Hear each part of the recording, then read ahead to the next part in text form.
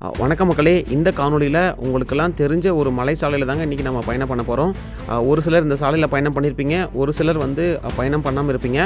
மிகவும் ஆபத்து நிறைந்த மலைச்சாலைங்க. இந்த மலைச்சாலையில் பயணம் பண்ணும்போது நமக்கே ஒரு வித பயம் ஏற்படும். போகும் பாதையில் பயமுறுத்தக்கூடிய கொண்டை ஊசி வளைவுகளையும் பெரிய பள்ளத்தாக்குகளையும் கடந்து தாங்க நம்ம போக போகிறோம். இரவு 9 மணிக்கு மேலே முழுவதுமாக தடை செய்யப்பட்ட ஒரு மலைச்சாலைங்க. யானைகளும் புலிகளும் வாழக்கூடிய காட்டு பகுதியில் போகக்கூடிய சாலைங்க. இந்த காணொலியில் மலையோட மேல் பகுதியிலேருந்து கீழ்ப்பகுதியை நோக்கி தாங்க நம்ம வரப்போகிறோம். அது எந்த மலைச்சாலை, எந்த இடத்துலேருந்து நம்ம எந்த இடத்துக்கு பயணம் செஞ்சோம் அப்படிங்கிற தகவல்களை இந்த காணொலியில் நம்ம பார்க்கலாம். காணொலியில் ஏதாவது தவறுதலாக சொல்லப்பட்டிருந்தாலோ, இந்த காணொலி உங்களுக்கு பிடிக்கல அப்படின்னாலோ தயவுசெய்து மன்னிச்சிடுங்க. காணொலியை தவிர்த்துட்டு பார்க்காம முழுவதுமாக பாருங்கள். வாங்க காணொலிக்குள்ளே போகலாம். நீங்கள் எங்கே இருந்தாலும் முதல்ல ஈரோடு மாவட்டம் தாளவாடி பேருந்து நிலையம் வந்துருங்க. இன்றைக்கி நம்ம தாளவாடி பேருந்து நிலையத்திலிருந்து சத்தியமங்கலம் வரலும் பயணம் செய்ய போகிறோங்க, ஆசனூர் வழியாக. இதுதாங்க பேருந்து கால அட்டவணை.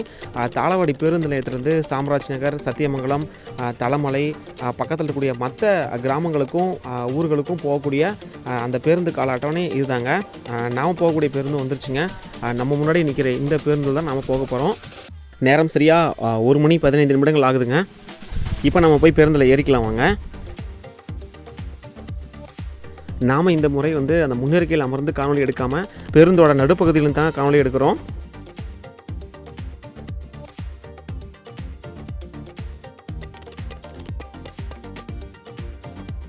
பேருந்தும் சரியாக 1 மணி 30 நிமிடங்களுக்கு எடுத்துட்டாங்க.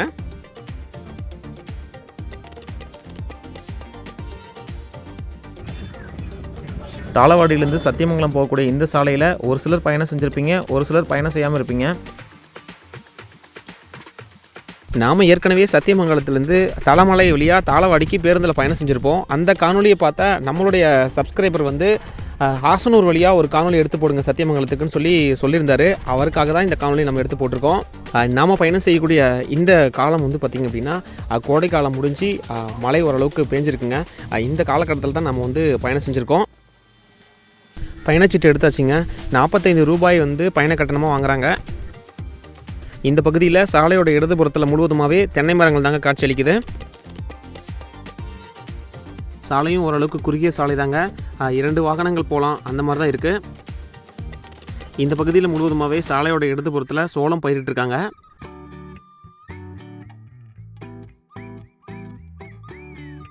தாளவாடி தமிழக கர்நாடக எல்லையில் அமைஞ்சிருக்குங்க. நாம் பயணம் செய்யக்கூடிய பயண தூரம் பார்த்திங்கன்னா ஏறக்குறைய 60 கிலோமீட்டர் இருக்குங்க.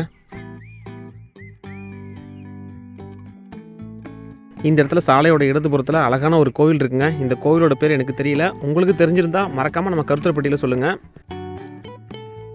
இங்கே இருக்கக்கூடிய பலகையில் பார்த்திங்கன்னா கோபிச்செட்டிப்பாளையம் கோட்டம், தாளவாடி உட்கோட்டம், கட்டுமானம் மற்றும் பராமரிப்பு எல்லை முடிவுன்னு போட்டிருக்குங்க.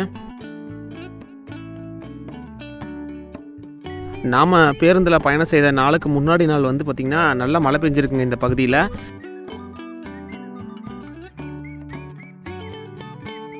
வெயிலுக்கு காஞ்சி போயிருந்த இந்த மரம் செடி கொடிகள் எல்லாமே இந்த மலைக்கு துளிர் விட்டு அழகாக காட்சி அளிக்குதுங்க, பச்சை பசேல்னு.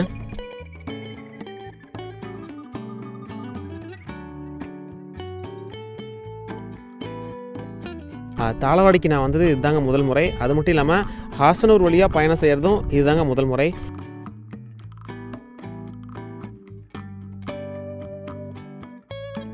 இந்த பகுதியில் சாலையோட இடதுபுறத்தில் பாருங்கள், இந்த கால்நடைகள்லாம் மேய்ஞ்சிட்ருக்கு.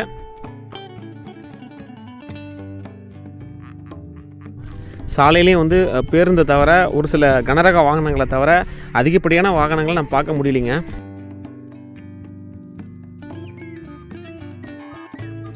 இங்கே பாருங்கள், இந்த இடத்துல இருக்கக்கூடிய பலகையில் சத்தியமங்கலம் புலிகள் காப்போம், புலி காப்போம், புவி காப்போம்னு சொல்லிட்டு அந்த பலகையில் எழுதப்பட்டிருக்குங்க.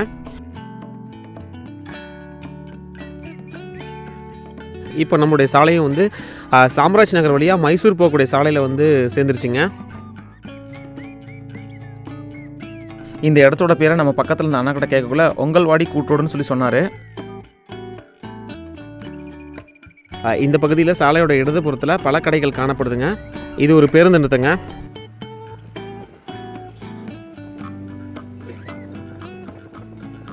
இந்த பகுதியில் சாலையோட இடதுபுறத்தில் முழுவதுமாகவே பலாப்பழங்கள் அடுக்கி வச்சுருக்காங்க வியாபாரத்துக்காக. இப்போ பலாப்பழங்கள் கிடைக்கும் பருவம் அப்படிங்கிறதுனால சாலையோரம் இருக்கக்கூடிய கடைகளில் வந்து இந்த பலாப்பழங்கள் அதிகம் காணப்படுதுங்க. இந்த பகுதியில் சாலையோட இடதுபுறத்தில் முழுவதுமாகவே வாழை பயிரிட்டிருக்காங்க. பக்கத்துலேயே வந்து சோளமும் இருக்குங்க.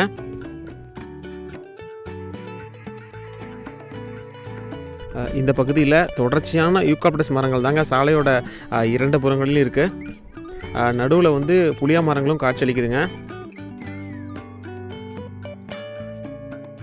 இப்போ நம்ம சாலையில் பயணம் செஞ்சுட்டு இருக்கக்கூடிய இந்த பகுதிகள் எல்லாமே கர்நாடக மாநில எல்லைக்கு உட்பட்டதுங்க. கோடைக்காலம் முடிஞ்சு மழை பெய்ததுனால இந்த மரங்களில் பாருங்கள் பூக்கள் பூத்து குலுங்குதுங்க.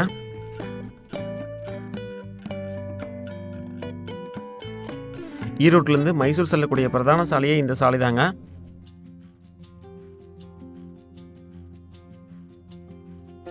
கர்நாடக மாநிலத்தில் இருக்கக்கூடிய புனஜானூர் வன சோதனை சாவடிங்க இது. இங்கே இருக்கக்கூடிய பலகையிலையும் புனஜானூர் தாங்க போட்டிருக்கு. நேராக போகக்கூடிய சாலை வந்து சிக்கஹோல் அணைக்கு போகக்கூடிய சாலைன்னு சொல்லி சொன்னாங்க.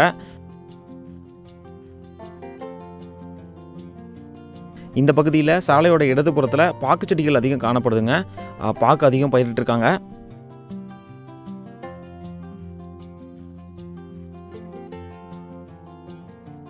சாலையோட 2 புறங்களிலும் ஆங்காங்கே பழக்கடைகள் காணப்படுதுங்க.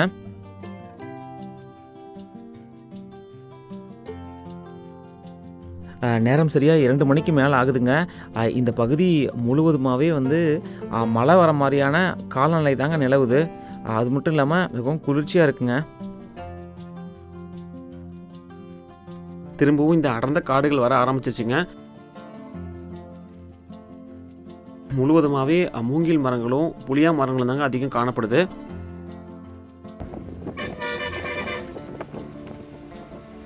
நடத்துனர் அண்ணாவும் முன்னாடி வந்து உட்காந்து காணொலி எடுக்க சொன்னாருங்க. ஆனால் நம்ம பின்னாடி இருந்தே காணொலி எடுத்துட்டோம்.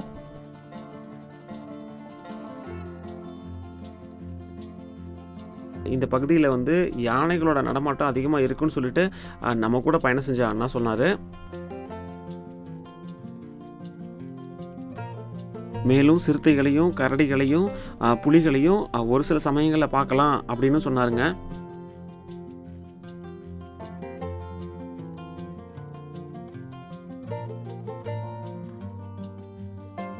இந்த பகுதி தாங்க தமிழக கர்நாடக எல்லைங்க.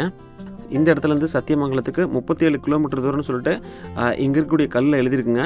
இது காரப்பழம் வன சோதனை சாவடிங்க.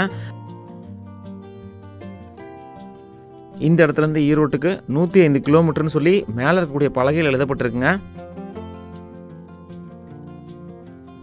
இந்த பகுதி முழுவதுமாகவே அடர்ந்த காடுகள் தாங்க இருக்குது. இந்த சாலையில் இருசக்கர வாகனங்கள், 4 சக்கர வாகனங்கள், பேருந்துகள் செல்வதற்கு காலை 6 மணிலேருந்து இரவு 9 மணி வரை அனுமதி கொடுத்துருக்காங்க. அது மட்டும் இல்லாமல் கனரக வாகனங்கள் வந்து காலை 6 மணிலேருந்து மாலை 6 மணி வரலும் செல்வதற்கு அனுமதி கொடுத்துருக்காங்க. சத்தியமங்கலத்திலேருந்து வரக்கூடிய வாகனங்கள் வந்து பன்னாரி வன சோதனை சாவடியில் நிறுத்திடுவாங்க. அதே மாதிரி சாமராஜ் நகர் பகுதியிலேருந்தும் தாளவாடி பகுதியிலேருந்தும் வரக்கூடிய வாகனங்கள் வந்து இந்த ஹாசனூர் வன சோதனை சாவடியில் நிறுத்திடுவாங்க.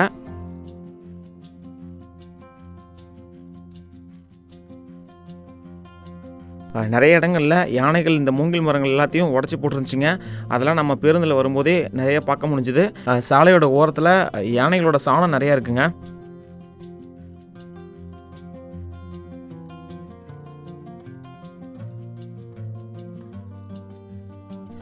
இந்த சாலையும் வந்து பார்த்திங்கன்னா 2 வாகனங்கள் செல்கிற மாதிரியான ஓரளவுக்கு பெரிய சாலை தாங்க.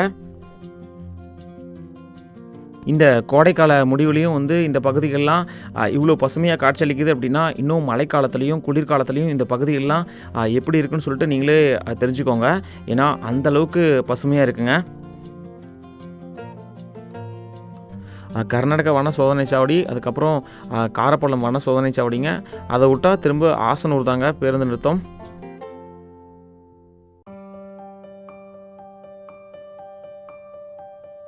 இந்த சாலை வந்து பார்த்திங்கன்னா சத்தியமங்கலத்துலேருந்து சாமராஜ் நகர் போகக்கூடிய பிரதான சாலையே இந்த சாலை தாங்க.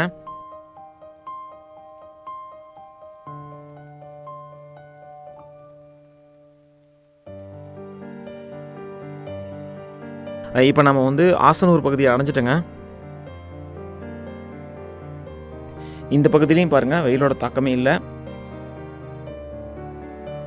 இந்த பேருந்து நிறுத்தத்தில் ஒரு சில தேநீர் கடைகளும் உணவகங்களும் இருக்குங்க.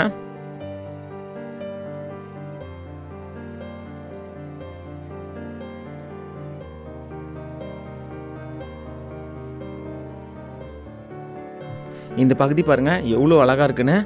இங்கே இருக்கக்கூடிய பலகையில் நெகிழி பயன்படுத்துவதை தவிர்ப்போம் சொல்லி எழுதப்பட்டிருக்குங்க. நீங்கள் இந்த சாலையில் பயணம் செஞ்சீங்க அப்படின்னா தயவுசெய்து இந்த நெகிழி பயன்படுத்துவதை தவிர்த்துருங்க.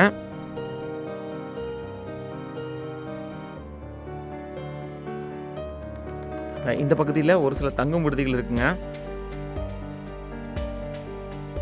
ஆசனூர் பகுதியும் வந்து மலைக்கு மேலே இருக்கக்கூடிய ஒரு பகுதி தாங்க. ஏன் அப்படின்னா இந்த இடத்துலேருந்து பார்க்கும்போது பக்கத்தில் இருக்கக்கூடிய மற்ற மலைத்தொடர்களும் உள்ளுக்குள்ளே இருக்கக்கூடிய அந்த கிராமங்களும் நல்லா தெரியுதுங்க. இந்த பகுதி முழுவதுமாகவே சாலையோட இடதுபுறத்தில் பாக்கு மரங்கள் தாங்க அதிகம் காணப்படுது. இந்த இடத்துலையும் சாலையோட இடதுபுறத்தில் ஒரு தேநீர் கடையும் ஒரு உணவகமும் இருக்குங்க.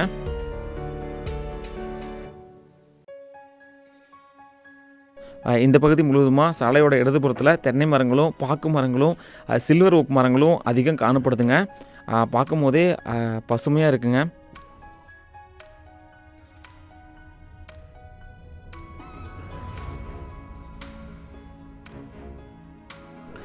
திரும்பவும் வந்து பார்த்திங்கன்னா அடர்ந்த காடுகள் வர ஆரம்பிச்சிருச்சுங்க.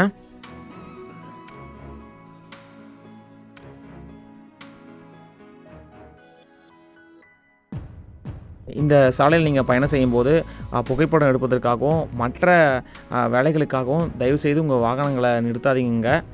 ஏன்னா இது வந்து பார்த்திங்கன்னா அடர்ந்த வனப்பகுதி, அது மட்டும் இல்லாமல் வனவிலங்குகள் நடமாடக்கூடிய பகுதி அப்படிங்கிறதுனால ரொம்ப கவனமாக இருக்கணும். இந்த காடுகளை பாதுகாக்கிற வனத்துறையினரை நம்ம பாராட்டி ஆகணுங்க. அது மட்டும் இல்லாமல் நல்ல முறையில் இங்கே இருக்கக்கூடிய வன விலங்குகளையும் இந்த வனப்பகுதியையும் பாதுகாக்கிறாங்க.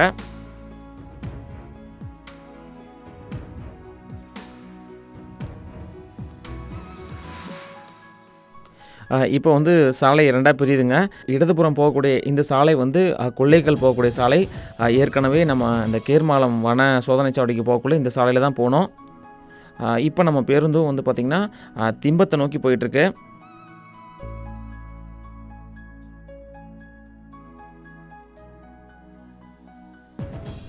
இப்போ நம்ம திம்பம் பேருந்து நிறுத்தம் பக்கமாக வந்துட்டோம்.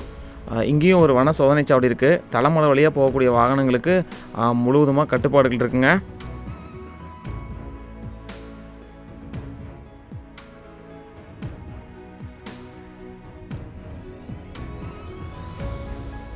இப்போ பேருந்து வந்து பார்த்திங்கன்னா திம்பம் பேருந்து நிறுத்தத்துலேருந்து சத்தியமங்கலத்தை நோக்கி கீழே இறங்க ஆரம்பிச்சிச்சுங்க.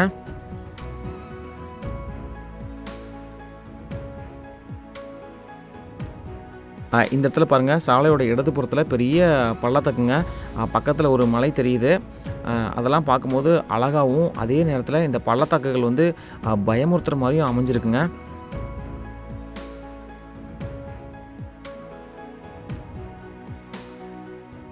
இந்த சாலையில் நம்ம பயணம் செய்யும்போது ஏறக்குறைய 27 கொண்டை ஊசி வளைவுகளை கடந்தால் தாங்க நம்ம வந்து சத்தியமங்கலம் போக முடியும்.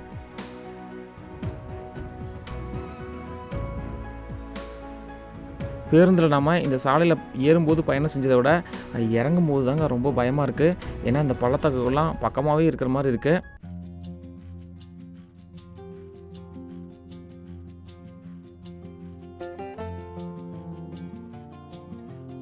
இந்த திம்பம் மலைப்பகுதி வந்து பார்த்திங்கன்னா மேற்கு தொடர்ச்சி மலையோட ஒரு அங்கமாக இருக்குங்க.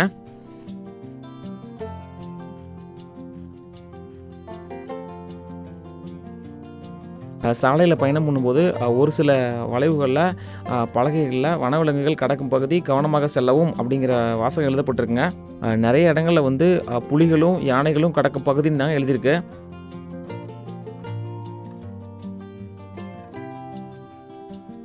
தமிழ்நாட்டில் இருக்கக்கூடிய முதல் 5 மிகவும் ஆபத்தான மலைச்சாலை அப்படின்னா அதில் இந்த திம்பம் மலைச்சாலையும் இருக்குங்க. ஏற்கனவே இந்த திம்பம் மலைச்சாலையில் நம்ம பேருந்தில் பயணம் செய்கிறத காணொலியை எடுத்து போட்டிருக்கோம். பார்க்காதீங்க, போய் அந்த காணொலியை பாருங்கள். நான் டிஸ்கிரிப்ஷனில் அந்த லிங்க்கையும் கொடுக்குறேன்.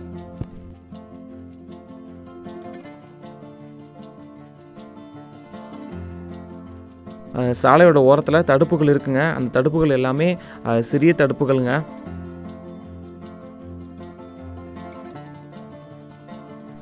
இந்த திம்பம் மலையோட உயரம் அப்படின்னு பார்த்திங்கன்னா ஏறக்குறைய 3000 அடி இருக்குங்க. சாலையும் ஓரளவுக்கு பெரிய சாலைங்க, 2 வாகனங்கள் செல்லலாம் அந்த மாதிரி தான் இருக்குது. அதே மாதிரி மிகவும் ஆபத்தான சாலைங்க. இந்த பக்கம் சாலையோட இடதுபுறத்தில் புலிகள் கடக்கும் பகுதி, கவனமாக செல்லவும் அப்படிங்கிற வாசகம் எழுதப்பட்டிருக்குங்க. நாம் இந்த திம்பம் மலையில் வந்து ஏற்கனவே 3 காணொளிகள் போட்டிருந்தாலும் நம்ம மலையிலேருந்து இறங்குறத காணொலி எடுத்து போட்டதில்லைங்க. ஏன்னா இறங்கும்போது அந்த பள்ளத்தாக்குகளுக்கு பக்கத்துலேயே நம்ம வந்து இருக்கிற மாதிரியான ஒரு அனுபவம் கிடைக்கும். அதனால் அதையும் ஒரு காணொலி எடுத்து போடலாம் அப்படின்னு சொல்லிட்டு எனக்கும் ஆர்வம் இருந்துச்சு. அதே மாதிரி நம்ம சப்ஸ்கிரைபரும் கேட்டிருந்தாரு. அவருக்காகவும் நமக்காகவும் தான் இந்த காணொலி நம்ம எடுத்து போட்டிருக்கோம்.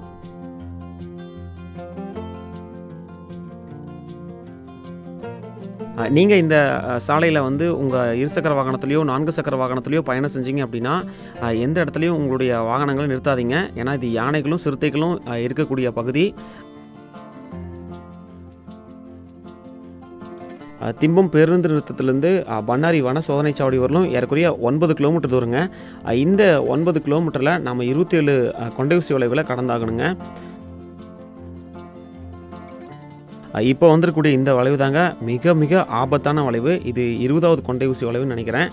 ஏன்னா இந்த இடத்துல தான் வந்து கீழே இருந்து வர வாகனங்களோ அல்லது மேலேருந்து வர வாகனங்களோ எதுவும் தெரியாதுன்னு சொல்லிட்டு நம்ம ஏற்கனவே போட்ட காணொலியில் நம்ம பதிவிட்டிருப்போம். இந்த இடத்துலேருந்து பாருங்கள், இடதுபுறத்தில் அந்த பள்ளத்தாக்குகள்லாம் எவ்வளோ அழகாக காட்சியளிக்குதுன்னு பாருங்கள். அது மட்டும் இல்லாமல் ரொம்பவே பயமாக இருக்குங்க.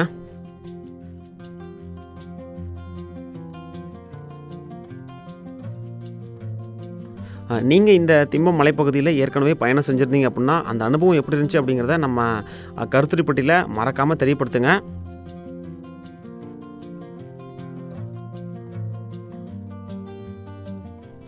இதுவும் ஒரு பெரிய வளைவு தாங்க. நம்ம வந்த பாதை மேலே இருக்குது பாருங்கள். நம்ம மலை ஏறும்போது கூட அந்த வளைவுகள்லாம் எதுவும் நம்மளை பயமுறுத்தலைங்க. ஆனால் இறங்கும்போது வந்து பார்த்திங்கன்னா அந்த வளைவுகள்லாம் ரொம்பவே பயமுறுத்துகிற மாதிரி இருக்குது.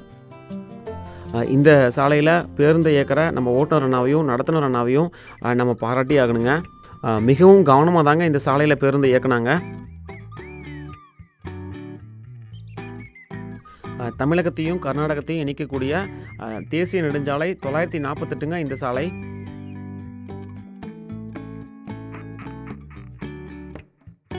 இந்த கொண்டை ஊசி வளைவுகள்லேருந்து கீழே இருக்கக்கூடிய பள்ளத்தாக்குகளை பார்க்கும்போது எல்லாமே பனிமூட்டை மாதிரி இருக்குங்க.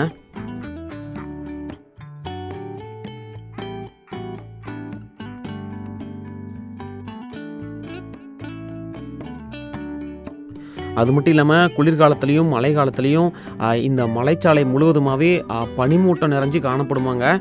இதனால் வந்து நம்ம வாகனங்களை இயக்கிறதே ரொம்ப கஷ்டம்னு சொல்லி சொன்னாங்க.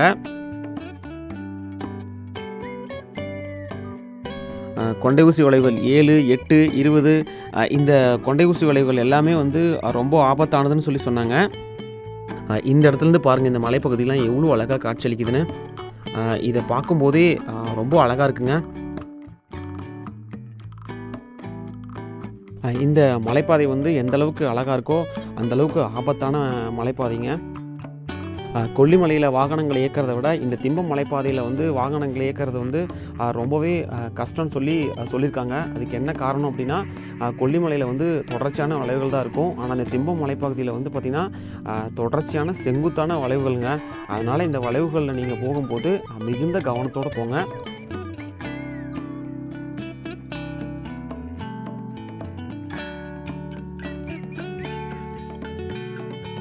இங்கே பாருங்கள் எவ்வளோ அழகாக இருக்குன்னு. நம்ம மலைகளுக்கு மேலே இருக்கிற மாதிரியான ஒரு அனுபவம் நமக்கு கிடைக்குதுங்க.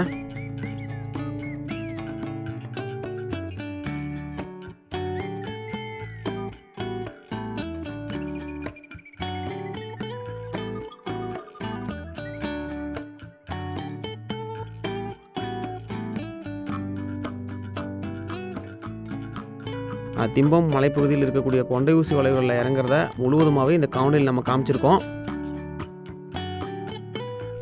திம்பம், ஹாசனூர் பகுதிகள் வந்து மலைக்கு மேலே அமைஞ்சிருக்கிறதுனால ஊட்டி, கொடைக்கானல் இந்த மாதிரியான மலைப்பிரதேசங்களில் நிலவக்கூடிய காலநிலை தாங்க இங்கேயும் நிலவுது.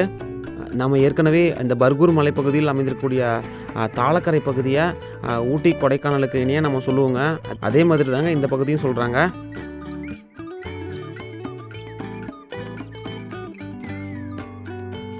நம்ம பேருந்தும் இப்போ மலையிலேருந்து கீழே இறங்கிருச்சுங்க. நம்ம பண்ணாரி வன சோதனை சாவடிக்கு பக்கமாக வந்துட்டோம். பாருங்கள், இந்த பகுதி முழுவதுமாகவே பசுமை தாங்க காட்சியளிக்குது.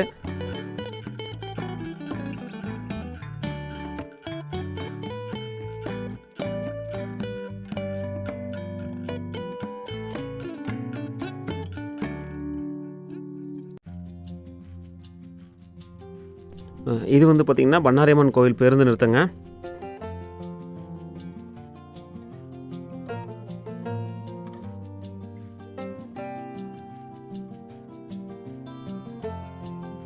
இந்த பகுதியில் சாலையோட இடதுபுறத்தில் முழுவதுமாகவே தென்னை மரங்கள் அதிகம் காட்சியளிக்குதுங்க.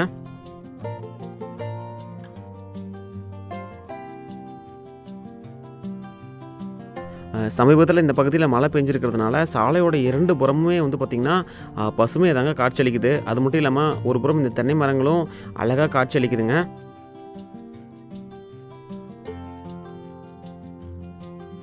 மேலே இருக்கக்கூடிய பலகையில் எந்தெந்த ஊர்களுக்கு எவ்வளோ கிலோமீட்டர் தூரம்னு சொல்லி எழுதப்பட்டிருக்குங்க.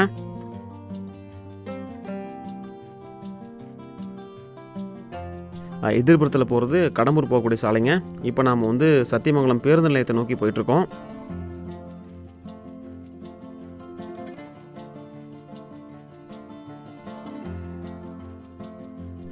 நேரம் சரியாக 3:24 ஆகுதுங்க.